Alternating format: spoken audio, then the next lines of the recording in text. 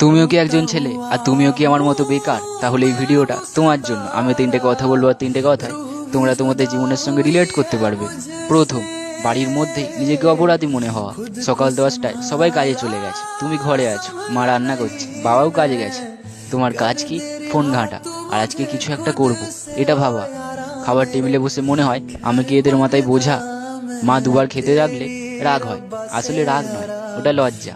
দ্বিতীয়, কোনো কিছুতে হ্যাঁ বলতে না পারা। বন্ধু বলল চল আজকে সিনেমা দেখে আসি, তুমি বললে না আজকে কাজ আছে।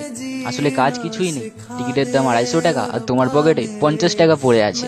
নিজের বার্থডের দিন কাউকে কিছু খাওয়াতে পারো না, বন্ধুর বার্থডে হলে গিফট দিতে পারো না। গার্লফ্রেন্ড থাকলে তো আরো লজ্জাজনক, কিছু চাইলে বলো আজকে টাকা নেই, পরে দেবো। তৃতীয়, স্বপ্ন দেখা আবার সেটাকে ভেঙে ফেলা। রাত্রি 2টোয় ঘুম আসছে না, শুয়ে শুয়ে প্ল্যান করছো একটা বিজনেস করব, একটা ছোট্ট দোকান খুলবো, কিন্তু সকালে উঠে দেখো তোমার কাছে তো ফোনে রিচার্জ করার মতনই টাকা নেই। বিজনেস করবে কিভাবে? স্বপ্ন শুধু দেখতেই পারো, পূরণ করার হয় না। আর এখন আমি যে কথাগুলো বললাম, এরকম অবস্থায় যারা আছো তারা অবশ্যই রিলেট করতে পারবে। যদি রিলেট করতে পারো তাহলে একটা লাইক কমেন্ট করে যেও।